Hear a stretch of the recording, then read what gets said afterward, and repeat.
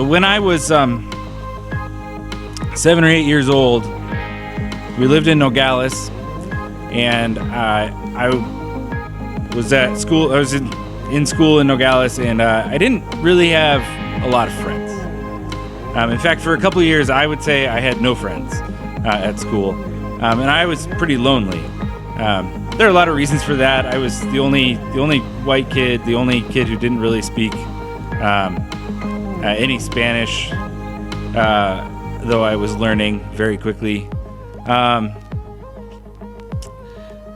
I think for the purposes of our story today, the biggest reason I didn't really have a lot of friends and I got teased and bullied was that I was kind of a crier. I would break down pretty quickly and start crying and run away. And so I really longed for friends.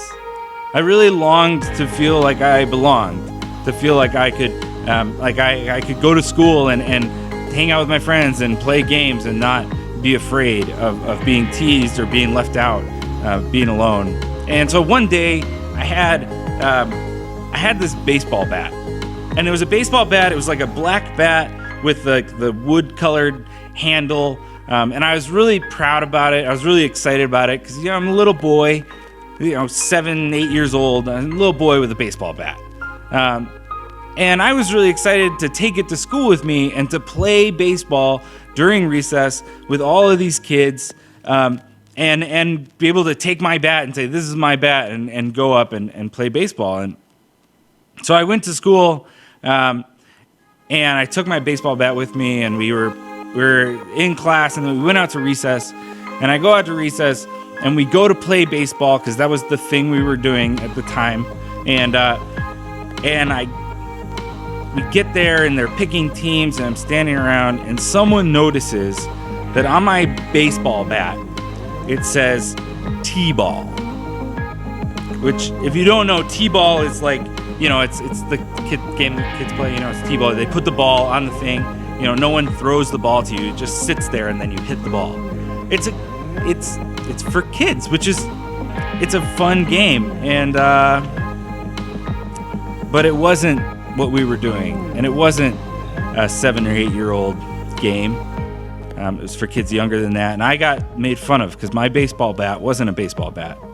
It was a T-ball bat. And so I walked away.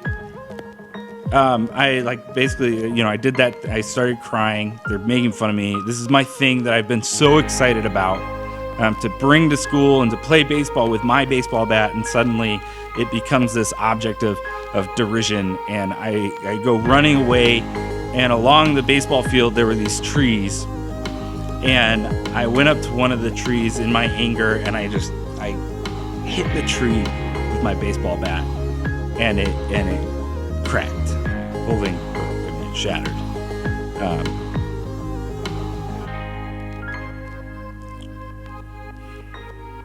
And suddenly I'm this kid who's alone, who's sad, who's in my anger, which anger is always a secondary emotion. It always comes out of something. It comes out of my sadness and my loneliness.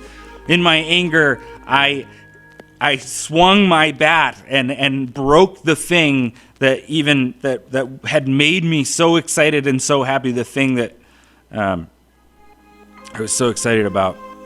So not only am I alone, but I no longer have my treasured possession. And in that moment, the reason I tell you this story is because in that moment, there's this deep sadness that's rooted in that moment for me. There's a deep sadness and a deep loneliness. And there's a rage that comes out of that, and this rising longing for justice, longing for something to be made right. I wanted to belong. I wanted to be a part of things, and I was this sadness and this. It's the same thing that it's the same feeling, that same rising sadness and loneliness and longing for justice is the same thing that has been rising in me for the past 2 weeks.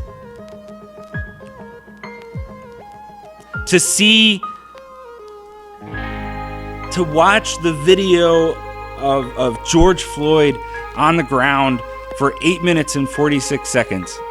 This death that was unjust. Whatever you think about the protests afterwards, whatever you think about the officers being arrested or what their charge was or anything like that, what I can hold on to and what we know together is that death, the death of George Floyd, was unjust. It should not have happened.